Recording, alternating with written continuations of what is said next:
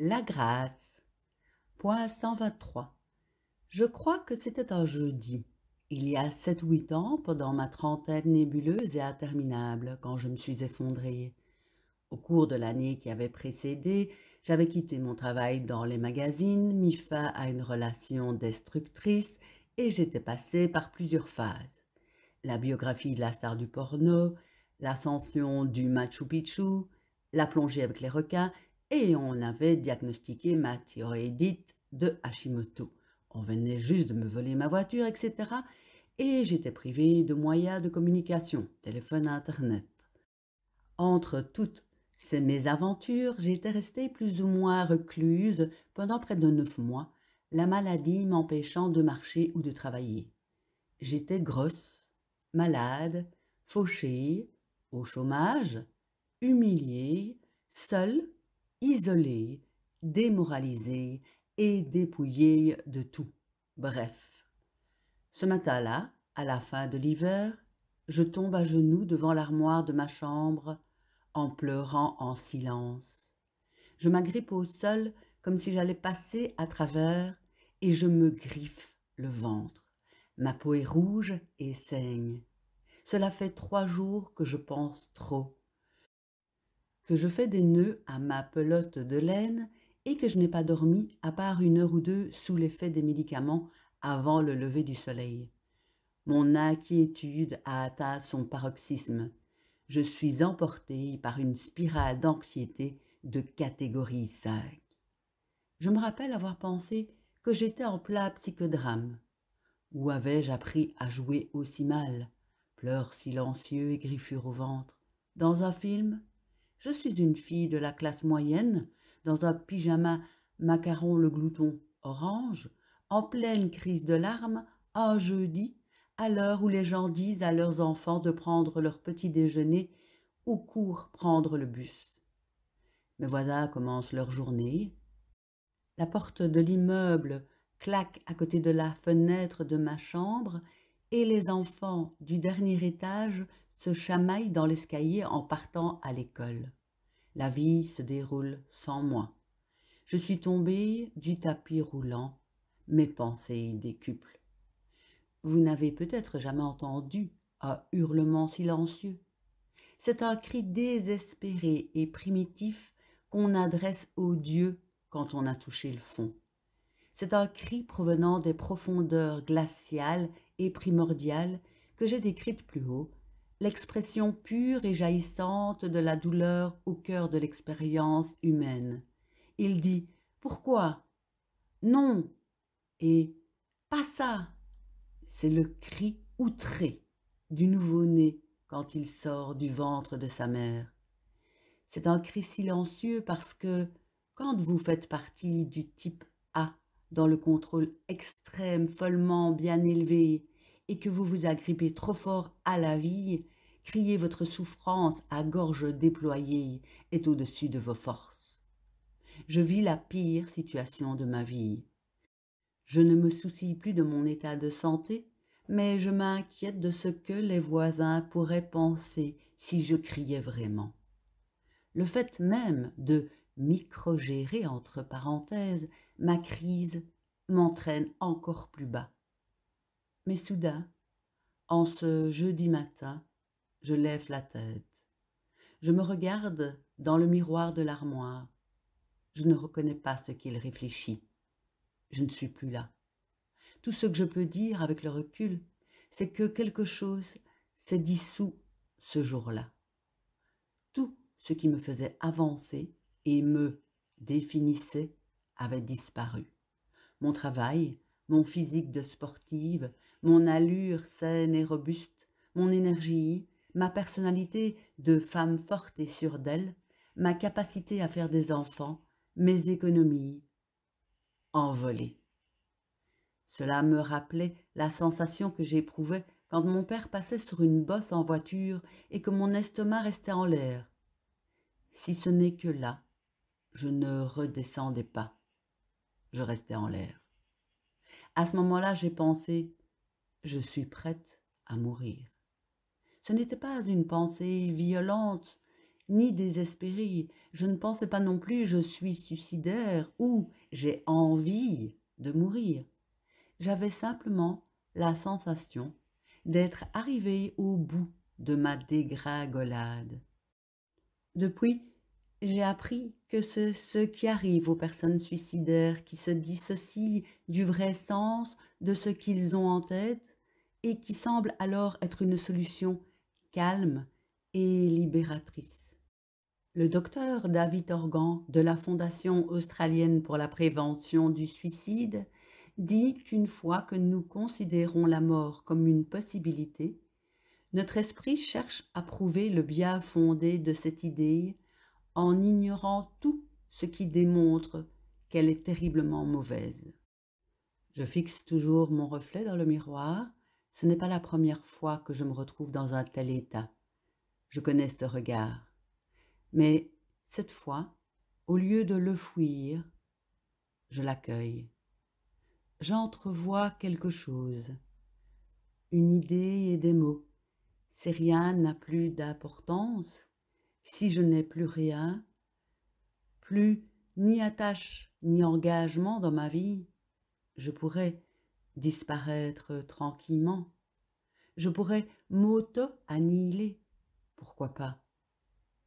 Il n'y avait rien qui me retienne, rien dont je sois responsable. C'était léger, libérateur. Ou alors, et là, la sensation est encore plus légère, je pourrais choisir d'exister de nouveau en repartant de zéro. Je pourrais décider de revenir. Et je pourrais le faire dans la liberté, sur une ardoise neuve, sans mes vieilles affaires, sans attente sur la vie, sans idées faussées et malsaines sur ma valeur, du genre il faut réussir pour être aimé, sans attachement aux choses ou à l'argent. Je pourrais être une vagabonde, sans adresse fixe, avec seulement les vêtements que je porte. Je pourrais mener une vie totalement différente. Il est désormais manifeste que je n'ai rien à perdre ni personne à impressionner. Cela me plaît, et l'idée prend de l'ampleur, affranchie des pensées tourbillonnantes d'avant. Là, je me mets à rire. C'est le même rire que quand je suis allée faire du saut à l'élastique en Nouvelle-Zélande avec mon frère Ben. Je n'arrêtais pas de tomber et quand j'ai senti l'à-coup à la fin de la chute, je n'ai pas arrêté de rire. Ça y était. Je me suis levée, j'ai enlevé mon pyjama macaron le glouton, je suis allée toute nue ouvrir le frigo et manger du beurre de cacahuète avec une cuillère à soupe. Point 124. Tout cela ne serait qu'un récit plutôt brutal s'il n'annonçait pas la suite. Le lendemain, j'étais chez mon médecin chinois, le docteur L, avec des aiguilles de 12 centimètres de long dans les ovaires pour tenter de réinjecter de la vie ou du chi dans ces pauvres petites choses. Mon ventre ressemble à une mini-piste de slalom et certaines aiguilles vibrent comme des folles et font de grands cercles sur mon bas-ventre. C'est bloqué, continue à dire le docteur L. Je sais, je sais. Mon téléphone sonne. Je réponds. C'est Kerianne Kennerley, la présentatrice de télévision. Je ne connais pas K.A.K., comme on l'appelle. J'ai seulement fait quelques apparitions en invité dans son émission. Allongée sur la table, j'essaie de ne pas avoir la voix de quelqu'un qui est à l'horizontale quand je comprends qu'elle me demande si je veux bien la remplacer dans son émission. Le mardi suivant, je dois m'absenter. Vous vous en sortirez très bien. Je ne lui dis pas que je n'ai jamais animé une émission de télévision de ma vie, ni que je ne sais pas lire sur le prompteur, encore moins que j'ai failli mourir la veille. Je prends ma plus belle voix de femme assise bien à droite à son bureau et je dis « Waouh, j'aimerais beaucoup !» parce que c'est souvent ma réponse par défaut. « Oui, oui, bien sûr !» Je m'en félicite et je m'en suis souvent félicitée. Le mardi, après le fameux jeudi, je joue caca pour la journée. Les habilleurs de Chanel neuf m'ont vêtue d'une robe Fendi rose sexy et de talons Gucci orange vif qui me font dépasser de 30 bons centimètres le type avec lequel je fais des gags nuls dans la deuxième partie de l'émission. La coiffeuse et la maquilleuse donnent du volume à mes cheveux mous et comblent au crayon les trous de mes sourcils. 3 minutes avant le début de l'émission, on me montre comment utiliser le prompteur et comment regarder la caméra avec une lumière rouge. Mais je ne doute pas, je n'attends rien. Une partie de moi se demande si je suis résignée. Je suis fatiguée sans aucun doute, mais aussi, comment dire, relâchée. Je me souviens d'avoir dû sauter sur un trampoline qui avait été apporté dans le studio pour la promotion de Dieu sait quoi. Des artistes taïwanais avaient créé un buste de moi au chocolat. Ils me l'ont présenté en dernière partie d'émission. J'ai laissé à l'air avec de gros tétons au chocolat. Quelques semaines s'écoulent et je reçois un appel d'Henri, la dénicheuse de talent de la chaîne. Elle est venue me voir juste après l'émission et me dire que je m'en étais plutôt bien tirée. Elle avait quitté son poste peu après pour devenir directrice de casting dans une nouvelle émission qui allait s'appeler MasterChef. Tu as été critique gastronomique, n'est-ce pas? Effectivement, je l'avais été. Je veux que tu rencontres les producteurs de l'émission. Il se peut qu'ils ne t'aiment pas. Henri avait une franchise sans pareille qui vous évite d'avoir trop d'attentes et d'être déçu. C'était tout à fait ce qu'il me fallait dans cette période de ma vie. Mais sait-on jamais, avait-elle ajouté. Je me souviens seulement des auditions. J'avais la tête incroyablement brumeuse. Je ne savais pas que j'étais en train de passer une audition. Je devais goûter et faire la critique de plats, assise sur un tabouret en compagnie de chefs cuisiniers. J'avais eu du mal à sortir de la maison. J'avais les jambes gonflées et flageolantes à cause de l'inflammation. J'avais dû emprunter une robe à une amie parce qu'aucun de mes vêtements ne m'allait. Je faisais 2 bonnes tailles de plus que lors de mon départ de Cosmopolitan. La veille de Noël, je joue au bugle et mange de la réglisse avec l'un de mes frères quand Henri m'appelle. « Ma chérie, tu as été sélectionnée. » Je cours sur le balcon et j'agite les poings. C'est dingue. C'est toi qui animes l'émission. Tu commences dans 2 semaines. J'agite les poings comme une folle. Je n'ai pas dit de mots. Point 125. Cela s'appelle la grâce. Et c'est là, mes patients lecteurs qui sont encore là au bout de 324 pages, que nous conduit ce parcours en compagnie de l'anxiété. Je préfère laisser de côté l'approche chrétienne des évangiles qui définissent la grâce comme l'amour et la miséricorde qui nous sont donnés par Dieu parce que Dieu veut que nous les ayons, pas parce que nous avons fait quelque chose pour les mériter. Encore que si nous relisions cette phrase en remplaçant Dieu par le courant de la vie, nous parlons effectivement de la même chose. La grâce, c'est un peu ça. Et je présente mes excuses aux philosophes et théologiens qui ont, au fil du temps, déployé bien plus d'efforts pour la définir en détail. Par exemple, vous dégringolez. C'est là que vous emporte assez efficacement une spirale d'anxiété. En fait, une spirale d'anxiété est la dégringolade qui mène à la grâce. Vous voyez de quelle manière je repositionne les choses? Vous voyez où je voulais en venir? Vous plongez dans la souffrance. Comment? Vous l'accueillez. Vous restez. Vous demeurez dans l'inconfort. Vous êtes à vif. Vous ne changez pas de chambre d'hôtel. Puis, vous vous ouvrez. Tout en accueillant la souffrance, vous faites face à ce que vous fouillez. Vous le voyez et le laissez exister. Vous lui faites de la place pour qu'il puisse être ce qu'il est. Vous le laissez se déployer et s'exprimer. Ce n'est pas facile, mais c'est audacieux, courageux et ça a un sens. Ensuite, vous lâchez prise. Il le faut. Il faut renoncer. Vous voyez maintenant que vous n'êtes pas la capitaine de votre vie. Oh là là, c'est dur, mais c'est l'implacable vérité. Et le temps passant, vous la vivrez comme un doux soulagement.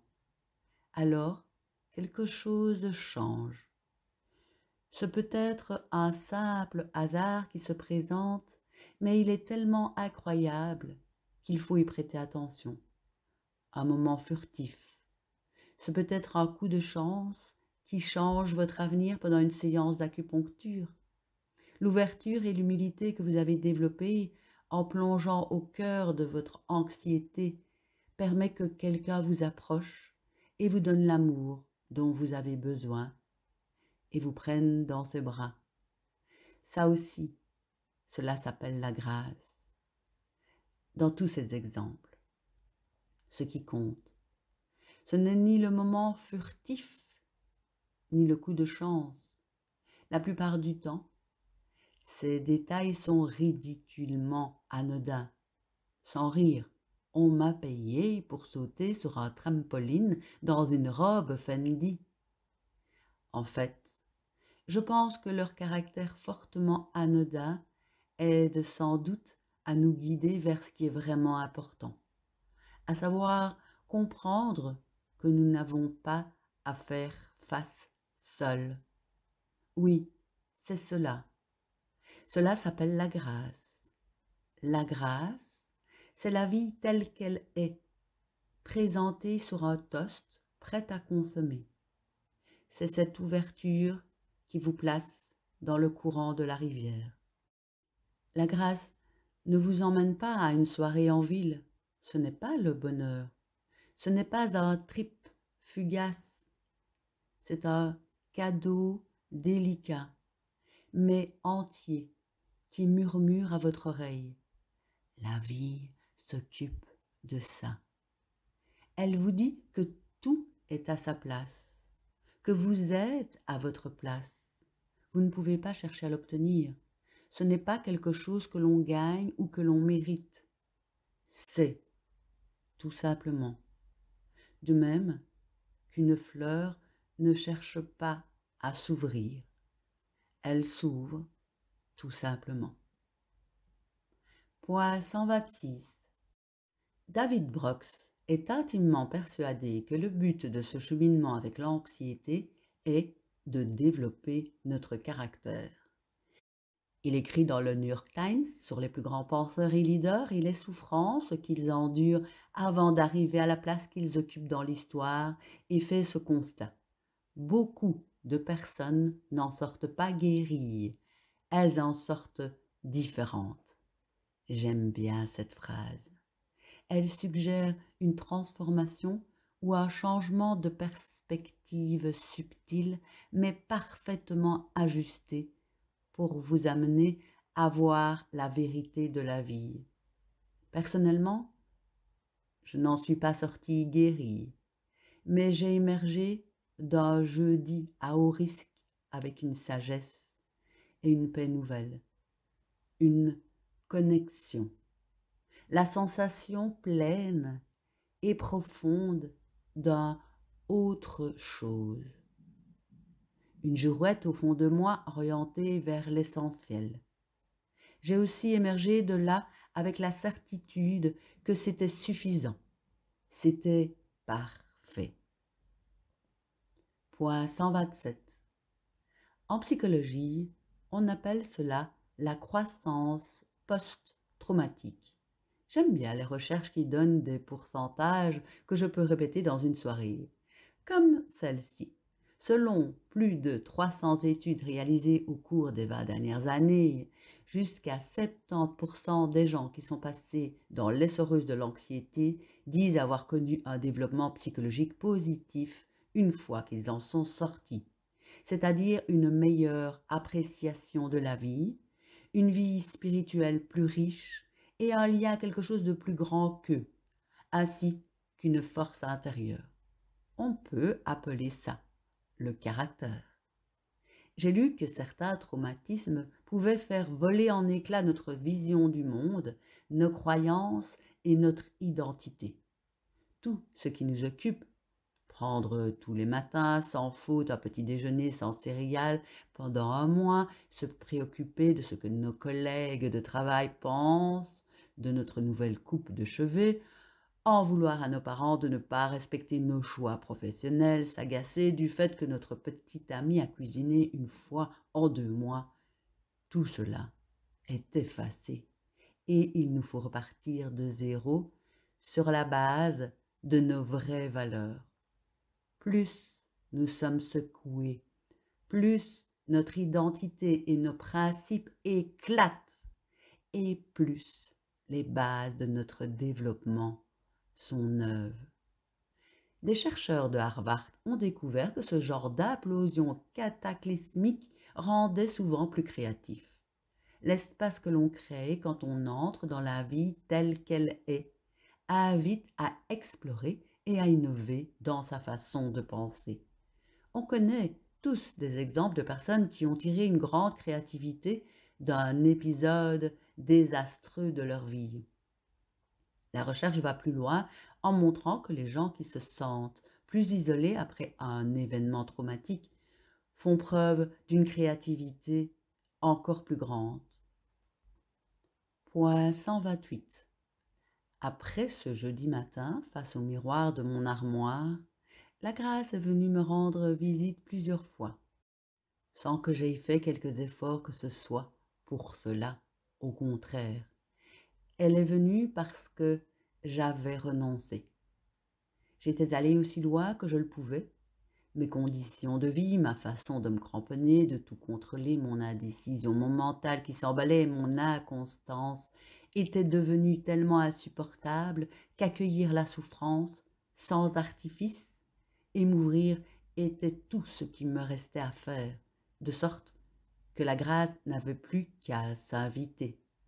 Tout comme le fait le flux de la vie, quand nous cessons de construire des obstacles pour essayer d'en détourner le cours comme cela nous arrange. Je ne pense pas vous avoir dit que, quand la star du porno avait changé d'avis à New York, j'avais déjà fait 3 mois de recherche et de rédaction et avais dépensé la petite avance de ma maison d'édition en me planquant à Manhattan et à Los Angeles. Quand je suis rentrée en Australie, l'éditeur m'a demandé de lui rembourser l'avance de 10 000 $, 9 025 $ pour être précise, après avoir déduit quelques frais. J'ai protesté, soulignant que c'était le recrue qui avait rompu le contrat, pas moi, mais j'étais trop fatiguée pour me battre sur tous les fronts. La semaine suivante, j'ai reçu une lettre du service des impôts. Je leur devais une somme ridicule sur des intérêts non déclarés. Il se trouve que les intérêts portaient sur un compte ouvert dans une coopérative de crédit auquel je n'avais pas eu accès depuis mes 18 ans. Je croyais qu'il avait été clos. Pour résumer cette histoire qui a été longue et pénible, je finis par contacter cette mystérieuse coopérative à Canberra de la cabine téléphonique du bout de ma rue, sachant que tout cela s'est produit précisément pendant les 15 jours où je n'ai eu ni téléphone, ni internet, ni voiture. Je suis surprise qu'elle soit toujours en activité, aussi bien la cabine téléphonique que la coopérative, et on me confirme qu'il existe bien un compte à mon nom, mais qu'on ne peut pas m'en autoriser l'accès, ni me dire combien il y a d'argent dessus, tant que je ne donne pas mon numéro de compte, ce qui me paraît assez sensé. Le fait est, globalement, je ne retiens pas les chiffres. Mon cerveau ne les retient pas parce qu'ils n'ont ni histoire ni forme. Je me souviens des mots en me représentant grossièrement leur forme, ce qui fait que je mélange toujours Gary et grec. Pourtant, des recoins poussiéreux de l'arrière de mon cerveau, j'exhume 7 numéros. Ils dégringolent dans l'ordre 7 numéros que j'ai peut-être utilisés 2 ou 3 fois dans la seconde partie de ma vie. Ils chantent comme un rythme sautillant. Lachlan, Un agent d'une autre époque dépourvu d'humour, chargé de la relation avec les membres de la coopérative, se lâche au téléphone. Bingo! S'exclame-t-il, avant de marquer une pause, comme un présentateur de jeux télévisés qui s'apprête à dévoiler le gagnant. En effet, il y a pas mal d'argent. Combien? Il faut que je sache. Je suis fauché, j'ai des impôts et une dette à régler sur l'avance d'un livre sur une star de porno. Laclan ne peut pas me le dire. Il faut que je donne ma signature, ce qui est tout aussi sensé. Je faxe ma signature depuis le bureau de poste le plus proche. Il me faut 3 tentatives infructueuses pour m'y rendre physiquement, puisqu'on venait de voler ma voiture. Puis, la signature ne correspond pas à celle qui figure sur les documents de la banque. Je me rappelle en effet vaguement avoir essayé de changer de signature à la fin de mon adolescence.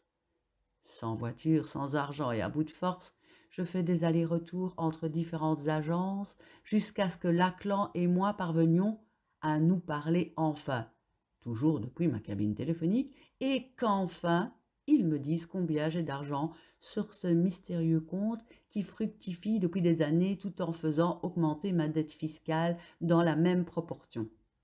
Vous êtes prête? Laclan fait une pause théâtrale. Mademoiselle Wilson, il y a 9 025 $ sur ce compte. Un magnifique moment de grâce. Point 129. Il y a quelque chose de très particulier dans la grâce. Il n'est pas possible d'aller la chercher ni de l'acheter. De même qu'on ne peut pas la mériter. J'ai lu quelque part que c'était comme si la vie souhaitait nous faire un cadeau, mais que nous voulions l'acheter.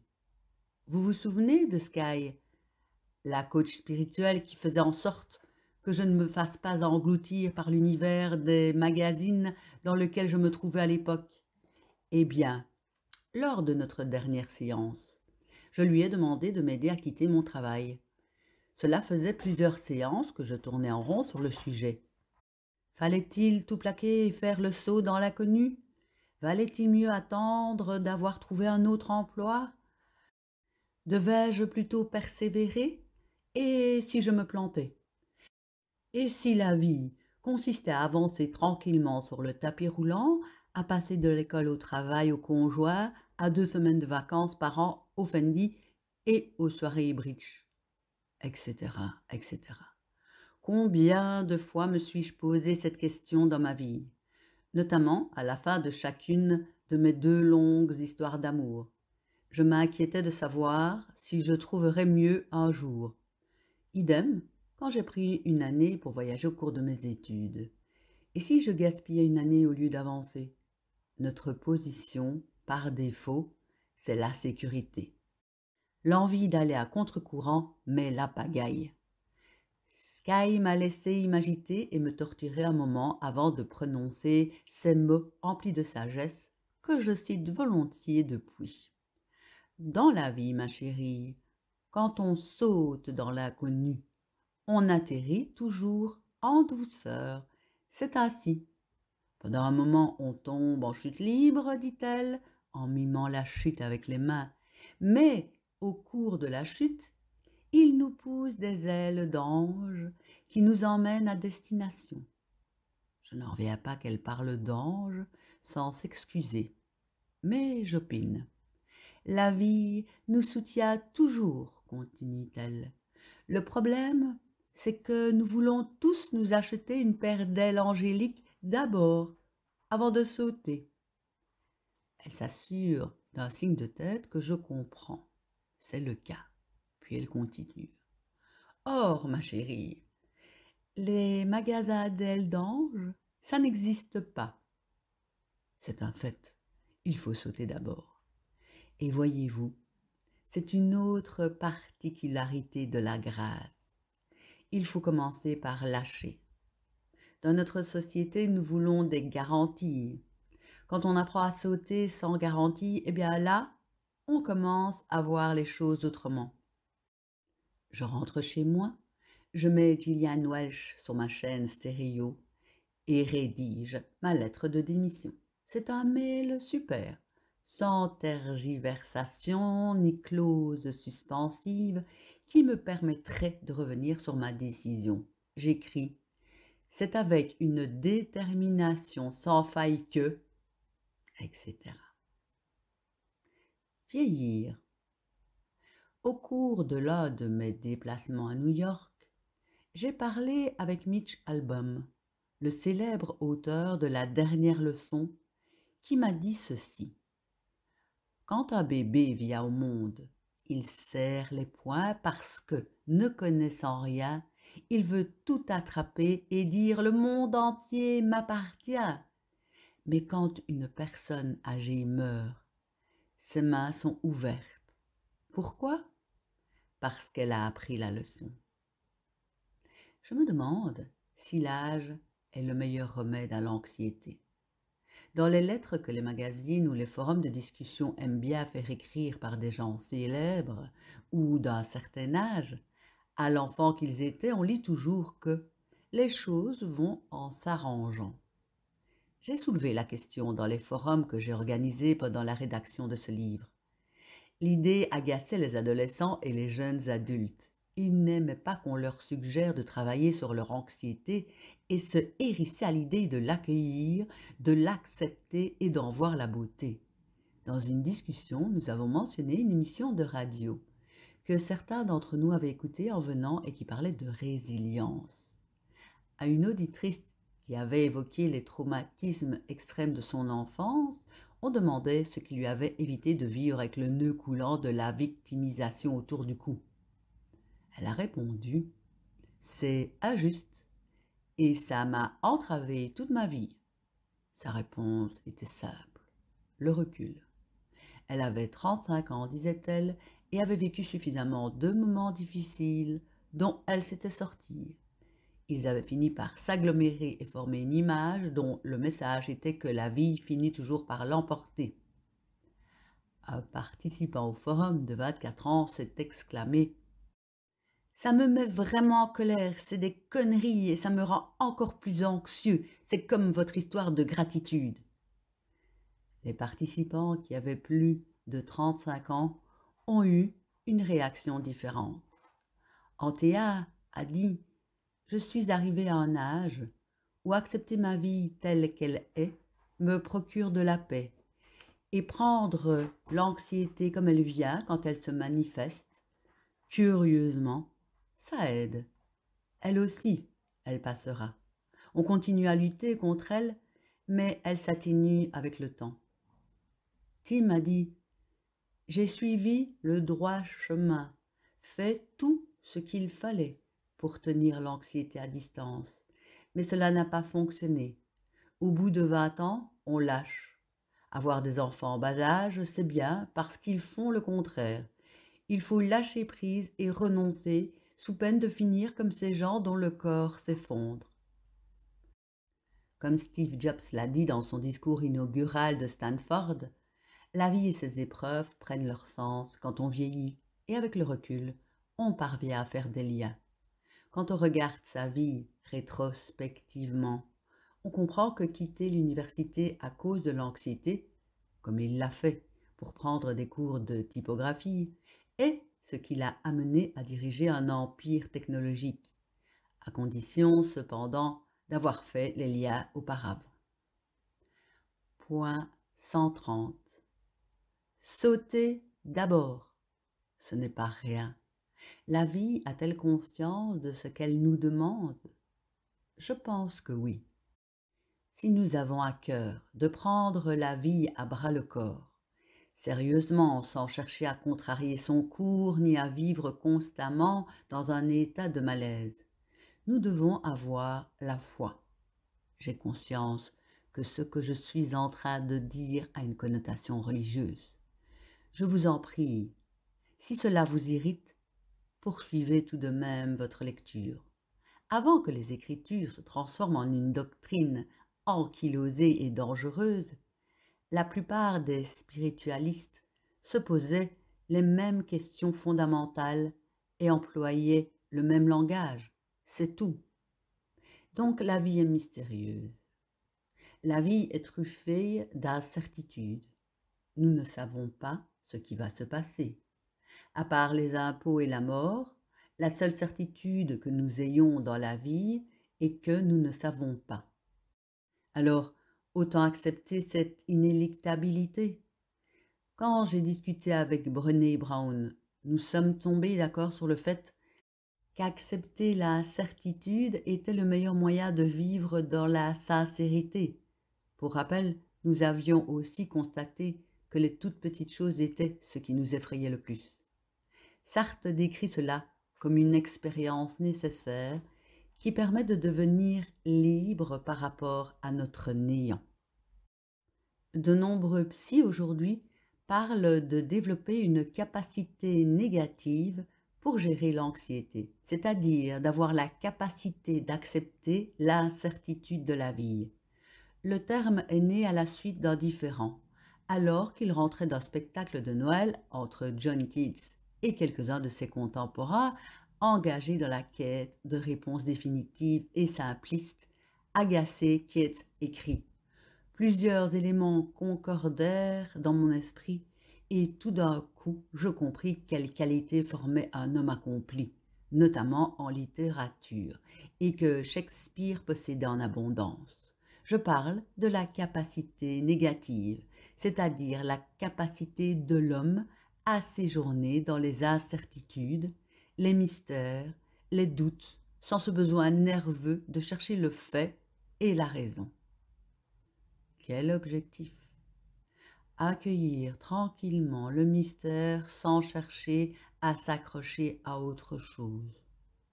Se poser, rester et voir ce qui se passe. C'est la liberté, non? Mais comment s'y prend-on? Oserais-je dire que c'est la demande de la patience et des années sur cette planète? Voici ce qu'écrit Rilke dans Lettres à un jeune poète. Je vous prie d'être patient à l'égard de tout ce qui est irrésolu dans votre cœur et d'essayer d'aimer les questions elles-mêmes comme des pièces fermées ou des livres écrits dans une autre langue. Ne cherchez pas les réponses qui ne peuvent pas vous être données pour l'instant, car vous ne seriez pas en mesure de les vivre. Or, il faut tout vivre. Vivez les questions maintenant.